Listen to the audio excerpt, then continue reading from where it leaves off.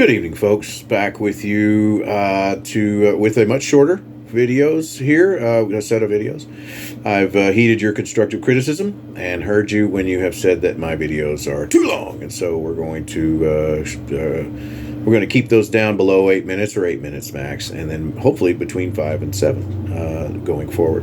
Behind me is the American flag in response to another commenter who suggested that he should never have to see my towels ever again. So fair enough. All right, taking care of that. This set of videos is for those of you who have not yet decided on your choice for city council candidates. You're going to have a choice of four. You can choose 1, 2, 3, or 4. You don't have to choose any specific number. This is we're going to use the set of criterion that's offered by another candidate that's running for the mayor's team, David Odell Williams. He has put forth what he thinks you should use in terms of of criterion, and I've looked it over. I think it's pretty good. I'm gonna agree with him, in fact, but I'm going to say that his criterion here seemed to argue better for your choice of an independent candidate rather than a candidate that's going to be on the mayor's team, and that would be Jan Whitehead, David Ham, or David Odell Williams. So we're going to look at these criterion in terms of the last 5 months, okay, and we're going to evaluate our candidates based on that. So let's go through this. He says, unfortunately, in today's society, anyone with time and a computer can attempt to insert themselves into being relevant. Actions speak louder than words, and ultimately how you treat others matters the most. He's right about that. I think that's right.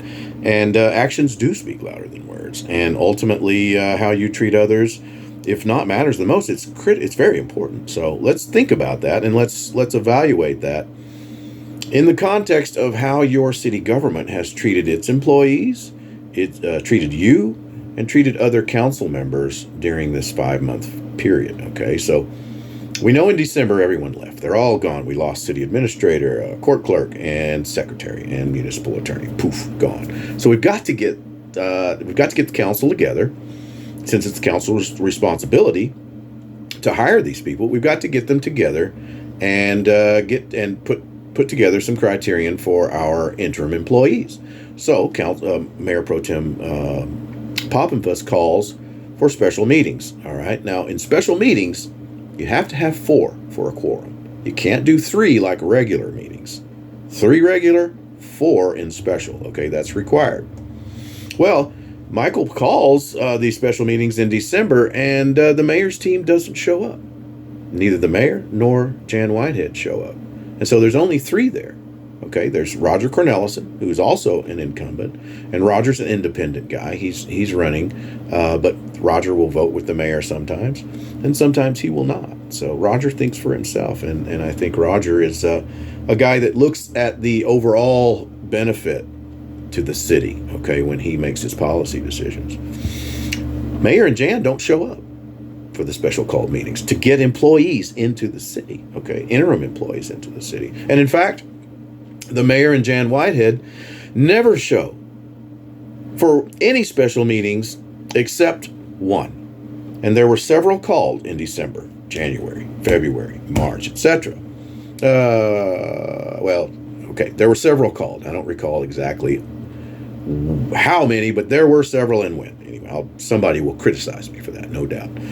The point is, not one special meeting that was called was attended by the mayor's team, A.C. McGehee, Jan Whitehead, except for the one that set the May election. All right, that's the only one that the mayor's team attended, and you can see why. I mean, it would have been a really bad look if they hadn't made that one. Okay, so what were the so all this time we could have had employees ready to go on the stage, boom, done, fixed. We still don't have them, folks. Still don't have them. We have 1 employee in the city. Why? Why is that?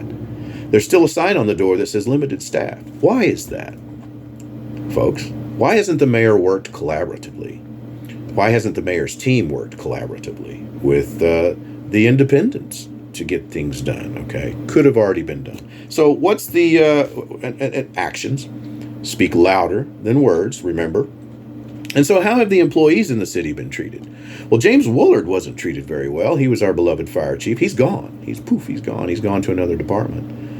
And James Woolard wasn't treated very well in the sense that he had to do a whole bunch of other special duties. For example, some public works stuff and who knows whatever else the mayor had him assigned to do while the doors were locked in the city for a number of weeks.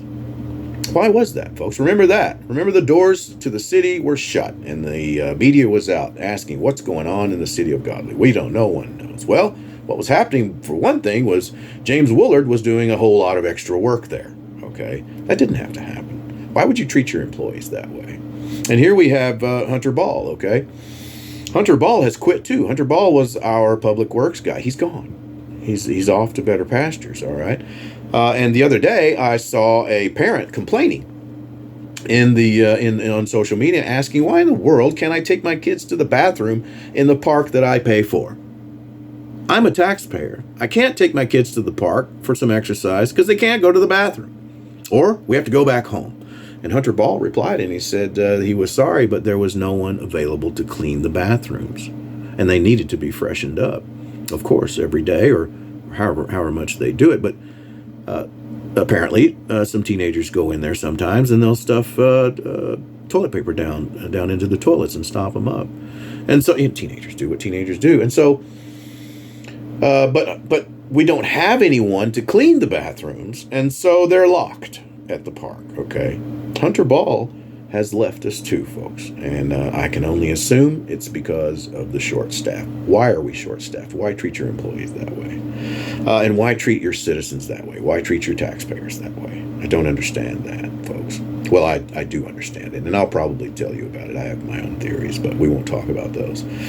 Now let's talk about other council members. Remember, actions speak louder than words, and ultimately how you treat others matters the most. How has the mayor's team treated other council members? Well, they haven't showed up for special meetings, number one, wasted a whole bunch of people's times, didn't bother to say that they weren't going to show up until minutes before the meeting or whatever, okay, on a couple of occasions.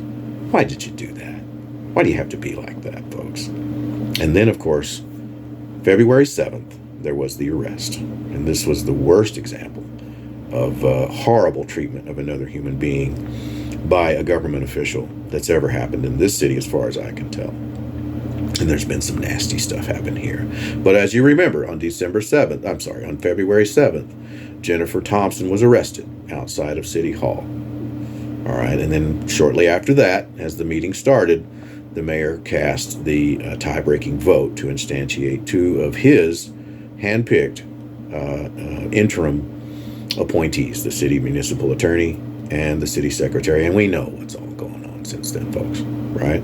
Blockade, blocks, nothing's happening. We still don't have any employees. So, actions speak louder than words, and ultimately how you treat others matters the most. Let that be one of your criterion when you decide for city council candidates who you will choose. Will you choose the mayor's team and choose the status quo?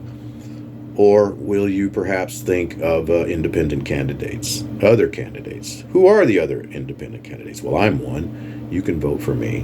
And who else made all of the special meetings? Every one of them, for example. Which incumbent? That would have been Roger Cornelison. So using these criterion, folks, I think you can make an informed choice, and I hope you will. I'll see you. We'll talk about positive and negative imaging next. This is on the list next, all right? Talk to you at the next video. Thanks.